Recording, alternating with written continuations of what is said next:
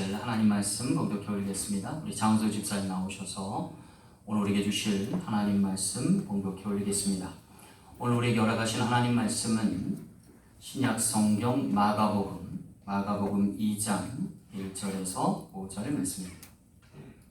하나님 말씀 봉독하겠습니다. 수일 후에 예수께서 다시 가버나움으로 돌아가시니 집에 계시다는 소문을 들은지라 많은 사람들이 모여서 문 앞까지도 들어설 자리가 없게 되었는데 예수께서 그들에게 보호를 말씀하시더니 사람들이 한 중풍병자를 네 사람에게 메어 가지고 예수께로 올세 무리들 때문에 예수께 데려갈 수 없으므로 그 계신 곳에 진국을 뜯어 구멍을 내고 중풍병자가 누운 상을 달아내리니 예수께서 그들의 믿음을 보시고 중풍병자에게 이르시되 작은 자야 내 죄 사함을 받았느니라 하시니. 아멘.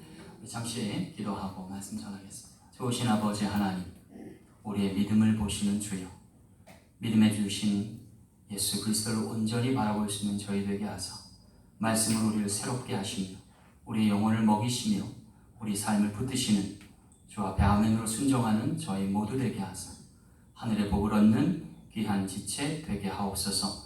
오늘도 말씀의 문 열어주시고 우리의 마음밭과 우리의 귀를 열어주심을 믿고 우리할 때 걸어가신 예수님 이름으로 간절히 기도하옵나이다. 아멘. 할렐루야. 여러분 베프라고 하는 말을 들어보신 적 있나요? 베프? 예, 죄송해요. 지난주부터 우리 성가대가 다시 시작되는데 우리 성가대 귀한 찬양으로 하나님께 올리겠습니다.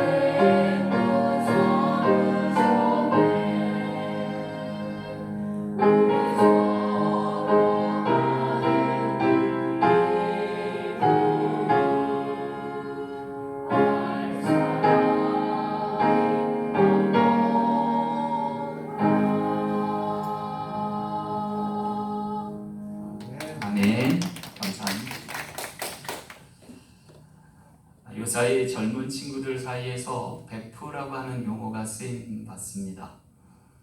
베프라고 하는 말은 베스트 프렌드의 준말이기도 합니다. 한국말로 하면 절친 그런 뜻이 되겠죠.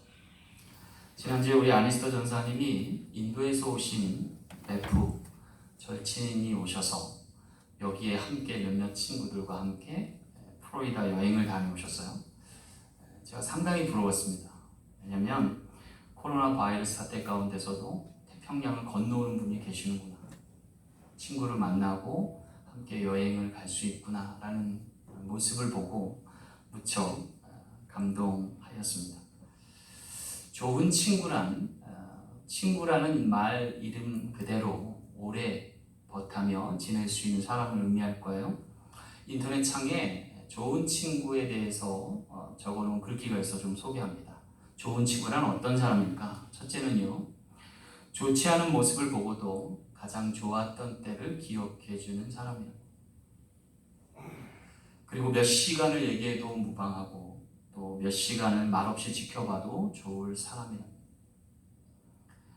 친구의 성공을 자기 성공처럼 여겨주고 그의 모습을 실제보다 더 좋게 보아주는 사람이 친구입니다. 친구 앞에서 아는 척하지 않고 나은 척하지 않으면서도 진심 어린 충고를 해줄 수 있는 사람이 좋은 친구다라고 말해주고 있었습니다. 어쩌면 좋은 친구는 나이를 불문하고 깊은 속과 따뜻한 가슴을 지닌 사람이 아닐까 싶습니다. 그런데 오늘 우리가 좋은 친구로 오랫동안 남기 위해서 꼭 필요한 것 하나 있습니다. 그것은 바로 서로 간의 믿음, 신의라고 하는 것입니다. 신의가 무엇인가요? 그 말의 뜻과 다름없이 믿어서 의에 이르는 것. 오늘 우리도 그와 같이 서로 믿고 의로워질 수 있는 귀한 친구들 되시길 간절히 소망합니다. 예수님께서도요, 나사로라고 하는 친구를 두셨고 그가 안타깝게 죽었을 때에 자신의 생명의 위협을 무릅쓰고 그에게 찾아가서 그를 살리신 것을 볼 수 있습니다. 사도 바울도 로마서 1장 17절에 말씀하기를 복음에는 하나님의 의가 나타나서 믿음으로 믿음에 이르게 하나니 기록된 바 오직 의인은 믿음으로 말미암아 살리라 하였습니다. 오늘 본문에서도 주님은요, 한 중풍병자를 고쳐주실 뿐만 아니라 그의 죄사함까지도 허락하심을 볼 수 있습니다. 그런데 그 이유가 놀랍게도 그의 친구들의 믿음을 보셨기 때문이라는 것입니다. 아주 이례적인 사건입니다. 왜냐하면 당사자의 믿음보다 그의 친구들의 믿음을 보시고 그의 병을 고쳐주실 뿐만 아니라 그의 죄까지도 사해 주셨기 때문입니다. 옛 우리말에 친구 따라 강남 간다라는 말이 있어요. 좋게 쓰이든 나쁘게 쓰이든 오늘 우리가 신앙의 관점에서 볼 때 우리 모두는 주님 따라서 천국 갈 수 있는 저와 여러분 되시길 간절히 소망합니다. 자, 그렇다면 우리의 영원한 중보자 되신 예수님과 합력하여 선을 이루면 어떤 선한 역사가 나타나게 될까요? 오늘 말씀을 통해서 몇 가지 은혜 나누기 원합니다. 첫 번째는요, 문을 넘어서게 하는 역사입니다.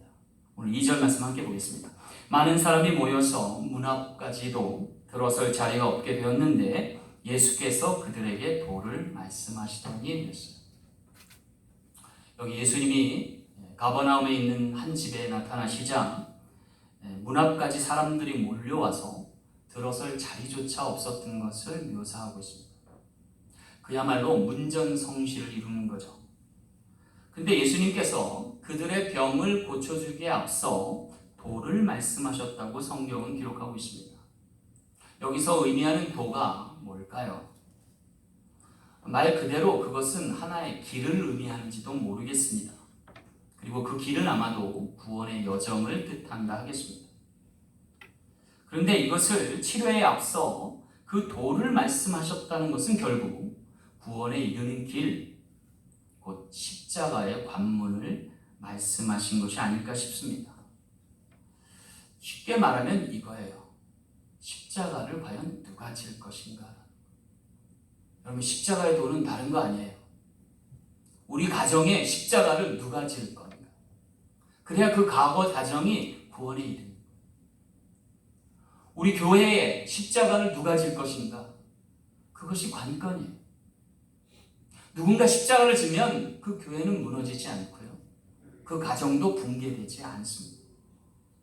그래서 여기 십자가의 도가 오늘 우리에게 우리의 질병을 치료받고 우리의 문제를 해결받는 것 이상으로 중요한 것이고 우선된다고 했습니다. 고린도서 1장 18절 말씀에 십자가의 도가 멸망하는 자들에게는 미련한 것이요 구원을 얻는 우리에게는 하나님의 능력이라 하셨습니다.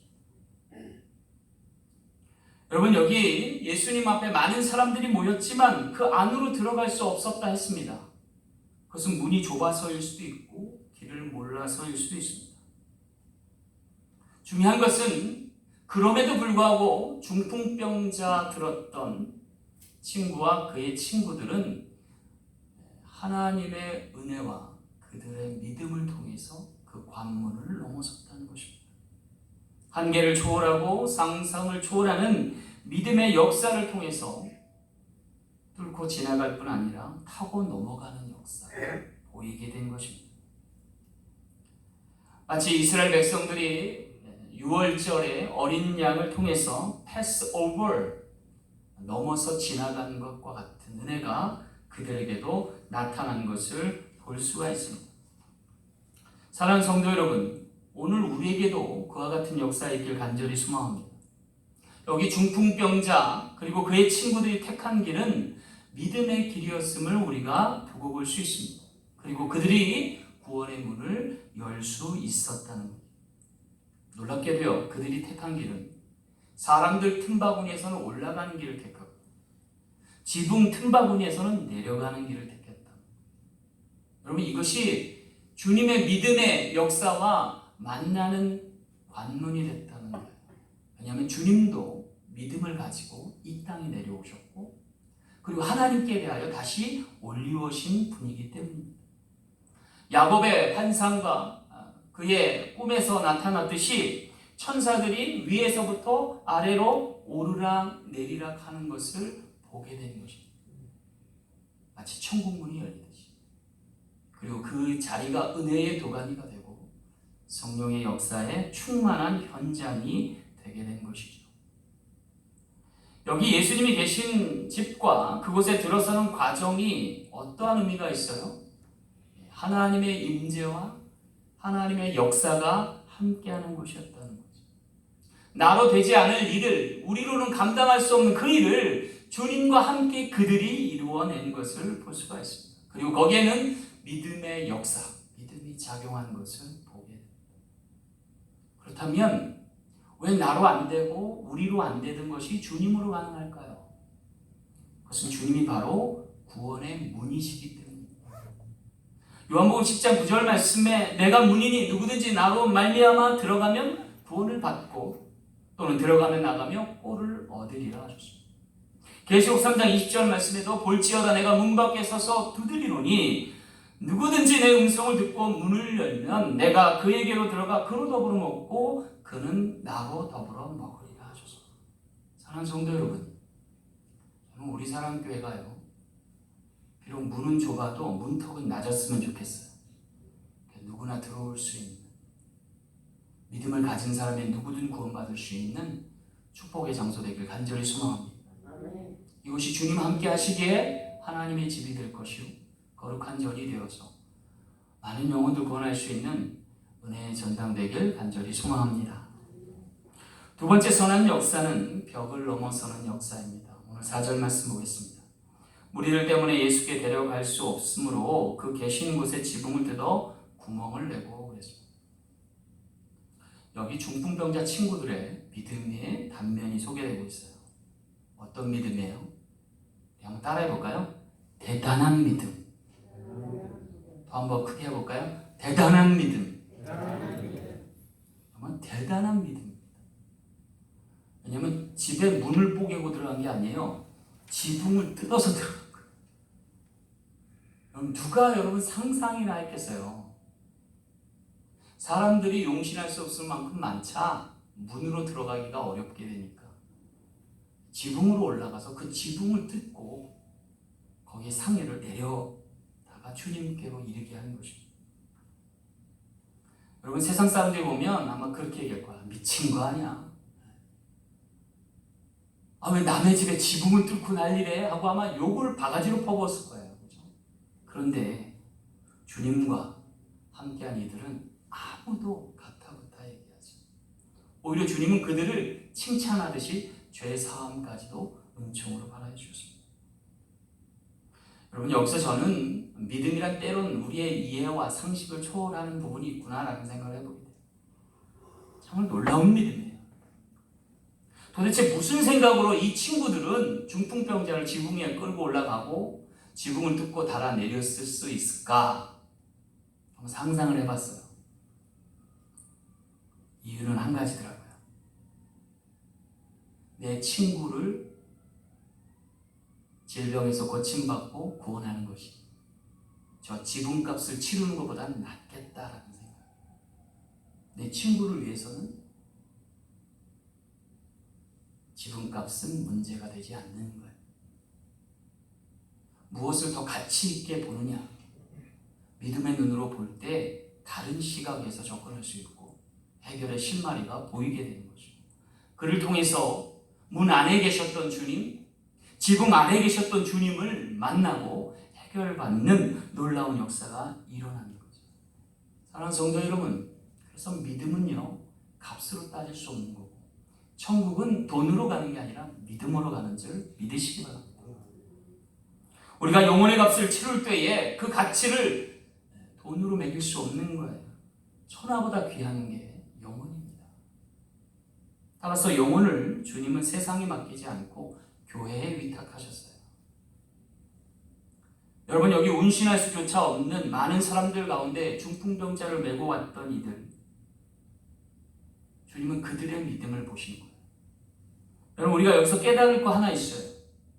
이 일들은 교회가 감당할 일들이라는 거예요. 이 시대에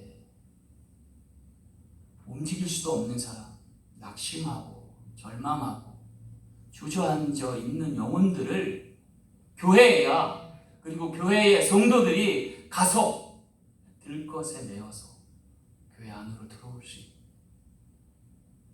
문을 박차고 지붕을 뚫어서라도 그 영혼 살리고자 애를 써야 하지 않을까. 그것이 오늘 우리에게 주님 요구하시는 믿음의 요소인지 가늠해 볼 대목이다. 우리 사랑 장로교회는 그 영혼에 집중할 수 있는 교회 되길 간절히 소망합니다. 부비가 더 들어도 괜찮은 거예요. 지분값이 문제가 아닌 거죠. 그렇게 영혼에 투자할 수 있는 교회가 영혼으로 가득한 재단 되길 간절히 소망합니다. 여러분 그러기 위해서는 오늘 우리는요 주님 바라봐야 돼요. 그 문 너머에 계신 주님, 그 벽 안쪽에 계신 주님, 지붕 아래 계신 주님을 믿음의 눈으로 바라볼 수 있어야 돼요. 히브리서 12장 2절 말씀처럼 믿음의 주여 또 온전케 하신 이 예수를 바라보자. 저는 그 앞에 있는 즐거움을 위하여 십자가를 참아사 부끄러움을 개의치 아니하시더니 하나님 보좌 우편에 앉으셨느니라. 부끄러움을 개의치 않으셨다는 거예요. 여러분 이 중풍병자의 친구들이 처음에 얼마나 부끄럽게 여겼을까요? 그런데 그 안에 주님이 계시고 주님 만나야 하니까 부끄러움은 문제가 되지 않는 거예요. 왜? 주님을 만나면 해결받을 수 있으니까, 응답받을 수 있으니까, 고침받을 수 있고 그 문제로부터 자유함을 얻을 수 있기 때문에 그렇습니다. 여러분 이 영혼 구원에 있어서 무례함은 없는 거예요. 사랑하면 가능한 거예요. 여러분 요한복음 15장 13절 말씀에 이르기를 사람이 친구를 위하여 자기 목숨을 버리면 이에 더 큰 사랑이 없다 하셨습니다. 그래서 죽을 병 걸린 또 살아나게 하시는 역사가 나타나는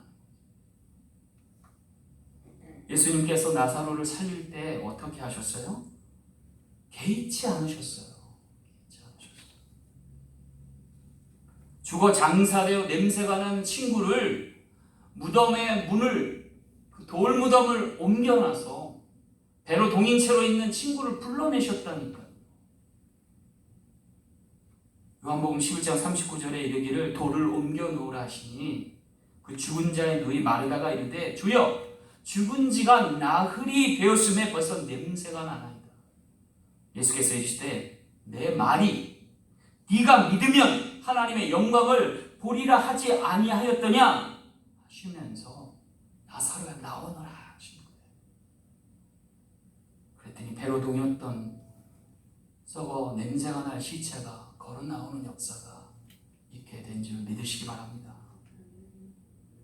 돌을 옮겨 놓을 수 있는 믿음, 지붕을 뚫고라도 내려놓을 수 있는 믿음, 그것이 오늘 우리의 믿음 되길 간절히 소망합니다. 나사렛 무덤과 그리고 중풍병자의 지붕 그 아래와 안에서 이 믿음이 역사되고 있는 것을 우리가 보게 된 것입니다. 여러분, 우리가 믿으면 죽었던 이도 살아날 수 있고 누웠던 이도 일어날 수 있습니다. 생명을 살리는 역사가 주님으로 말미암아 일어날 것이기 때문입니다. 주님은 죽음의 벽도 넘으셨습니다. 사망 권세도 깨뜨리셨습니다. 부활하신 예수님의 특징 중에 하나가 뭔지 아세요? 벽을 넘나드신다는 거예요. 시공을 초월하신다는 거예요. 하나님으로 가능한 일입니다. 사랑하는 성도 여러분, 오늘 우리에게 벽도 관통할 수 있는, 장애물도 극복할 수 있는 믿음의 주인공 되시는 우리 모두 되길 간절히 소망합니다. 우리 사랑 장로교는요, 아마 코로나 바이러스 사태 가운데 개척한 첫 번째 교회가 아닐까 생각이 들어요. 우리가 3월 초에 여기 이전하고 개척했는데 놀랍게도 그 다음 주부터 코로나가 터져가지고 대면 예배가 굉장히 힘들어졌어요. 근데 우리 성도님들 믿음을 냈잖아요. 하나님이 지켜주실 거야. 물론 건강상에 위협이 있거나 어려움이 있는 분들은 우리가 동영상으로 예배를 또 설교 말씀을 공유하지만 그래도 우리 성도님들께 꽤 많은 분들이 나와서 예배드리고 함께 주님 만나는 시간 가지고 교회가 위태위태한 것 같으면서도 하나님께서 소생시키시고 강건케 하셔서 오늘에 이르게 하신 줄 믿습니다. 하나님이 다시 살리시고 이렇게 소생케 하시면 우리에게 큰 뜻이 있음을 알고 일어나 빛을 발할 수 있는 믿음으로 장벽을 허물고 주 앞에 구원할 영혼들 많이 이끌 수 있는 귀한 제단 되길 간절히 소망합니다. 마지막 세 번째 선한 역사는 죄를 넘어서는 역사입니다. 오늘 5절 말씀 함께 보겠습니다. 예수께서 그들의 믿음을 보시고 중풍병자에게 이르시되 작은 자야 내 죄사함을 받았느니라 하셨습니다. 여기 예수께서 중풍병자를 일으키실 때 그의 죄까지도 사해 주시는 장면이 나옵니다. 그런데 여기 작은 자야 내 죄사함을 받았느니라 그랬어요. 작은 자, 소자라고 언급하시는 거죠. 왜 여기서 주님은 그를 소자라 하셨을까? 물론 이 누워있던 사람이 매우 작은 사람일 수 있겠고 아니면 아주 어린 사람일 수도 있겠다는 생각이 들어요.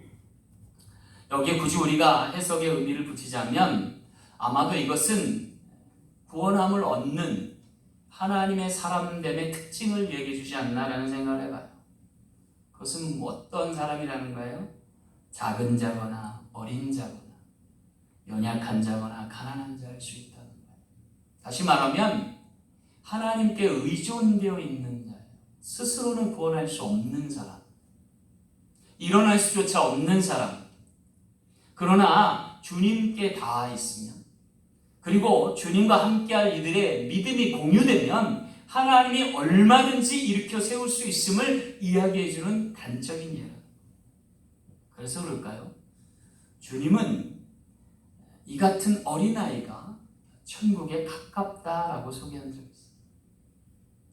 여러분, 오늘 우리가 하나님께는 항상 이 어린 자, 작은 자, 가난한 자, 여린 자가 되어야 된다. 그래야 하나님이 역사하시고 내가 살아있는 한, 내가 뭔가를 나타내고 주장하고자 하는 한 하나님의 은혜와는 멀어지는 거예요. 오늘 우리에게 필요한 것은 하나님의 은혜를 함께 나눌 수 있는 공유할 믿음이라고 하는 거예요. 그래서 여기 5절 말씀에 보면 그들의 믿음을 보시고 그랬어요. 소자에게 없는 그 믿음을 누구에게 찾으신 거예요? 그와 함께한 친구들에게 찾으시고 보시고 역사하셨다. 저는 여기서 굉장히 중요한 깨달음을 하나 얻었어요. 여러분, 이 친구들의 믿음의 모습이 오늘 우리의 모습이어야 한다는 거예요. 지금 저 밖에는요, 믿지 않은 사람들 많아요. 자기 삶을 자기가 어떻게 할 수 없어서 주저앉아 있고 누워 있는 사람 많아요. 코로나 바이러스 때문에 건강상에도 문제가 있겠지만 경제적으로 어려운 분들도 많고 영혼이 밑바닥까지 주저앉아 있는 사람이 많다. 그런데 여기 하나님의 은혜를 아는 사람, 하나님과 믿음을 공유하는 사람들이 그들을 찾아가서 격려하고 이끌어서 주님께로 인도할 수 있다. 그들의 병과 문제가 해결될 뿐만 아니라 그들의 영혼의 제사함을 얻고 다 같이 영생의 문을 녹화할 수 있는 우리 모두 될 줄로 믿습니다. 사랑하는 성도 여러분, 우리가 서로 공유해야 돼요. 이 믿음을. 그래야 살리는 역사가 나타나요. 여러분, 이스라엘 백성들이 애굽에서 탈출할 때 보면 마지막 관문 10번째 재앙을 만나게 돼요. 하나님께서 너희 집안에 있는 장자 그리고 새끼에 처음 난 것들을 다 죽인다고 그러셨어요. 작은 자, 어린 자, 소자를 하나님께서 거두어 가신다고 그랬어요. 단 6월절 어린 양의 피를 문설주에 바르면 넘어가신다는 거예요. 그 집만. 그래서 그것이 모세의 입을 통해 말씀으로 선포됐을 때 이스라엘 백성들은 그것을 믿음으로 공유했어요. 그래서 저마다 어린 양의 피를 문설주에 발랐고 어김없이 그 집은 하나님이 넘어가셨어요. 재앙이 들이오지 않았어요. 하지만 믿음으로 공유하지 않았던 애굽에 있던 많은 가정들은 그의 사랑하는 장자들, 짐승의 첫 새끼들을 다 잃어버리는 아픔을 겪게 됩니다. 무슨 차이입니까? 하나님을 향한 믿음이 공유되는가 안 하는가의 차이였던 거죠. 오늘 우리에게도 이와 같은 믿음이 공유되길 간절히 소망합니다. 주님으로 말미암아 살 수 있음을, 고침받고 일어나 걸을 수 있음을, 그와 함께 영혼의 제사함을 받을 것을 우리가 잊지 않고 주님께로 구원의 은총을 받는 저와 여러분 되시길 간절히 소망합니다. 이제 우리 사랑 장로교의 귀한 책무가 주어진 줄 믿습니다. 그것은 주님 주신 믿음을 공유하는 거예요. 비록 어린아이와 같이 작은 자, 연약한 자, 가난한 자를 보더라도 외면하지 않는 거예요. 그들이 주저앉아 있고 드러누워 있어도 그들을 깨울 수 있고 데리고 올 수 있는, 그리고 주 앞에 이르게 할 수 있는 믿음의 지체되어서 죄를 넘어설 수 있는, 죄를 극복하고 주님께로 구원 얻을 수 있는 우리 모든 지체 되시길 간절히 소망합니다. 우리 사랑 장로교의 이름이 뜻하는 바대로 서로 사랑하고 서로 믿고 그 주신 믿음을 공유할 때 오늘 우리 모두는 구원의 역사에 동참하는 귀한 재단 축복의 증인들 될 줄로 믿습니다. 말씀을 맺겠습니다. 한국말에 십시일반이라는 말이 있어요. 십시일반. 무슨 뜻인가요? 10사람이 한 숟가락씩 밥을 보태면 한 사람이 먹을 충분한 양식이 된다는 뜻이에요. 여러분, 한 사람을 전도하기 위해서 반드시 그 영혼을 향한 4사람의 수고가 있어야 된다. 마치 오늘 드러누워 있던 중풍병자의 4귀퉁이를 들고 그를 주님께로 인도했던 사람들의 수고와 같다 하겠습니다. 교회의 부흥도 마찬가지라는 생각이 들어요. 한 사람을 향한 4사람의 수고, 그를 통해서 많은 영혼 구원할 수 있는 이 복된 재단 되길 간절히 소망합니다. 우리는 예수 그리스도의 이름으로 모였습니다. 그리고 그분의 주신 믿음을 가지고 주의 능력을 공유하는 사람들입니다. 이제 우리가 세상의 시름 가운데 누워있는 많은 지체들 주께로 인도할 수 있는 선한 역사에 동참할 수 있는 모든 지체 되시길 간절히 축원합니다. 기도하겠습니다. 창조주신 아버지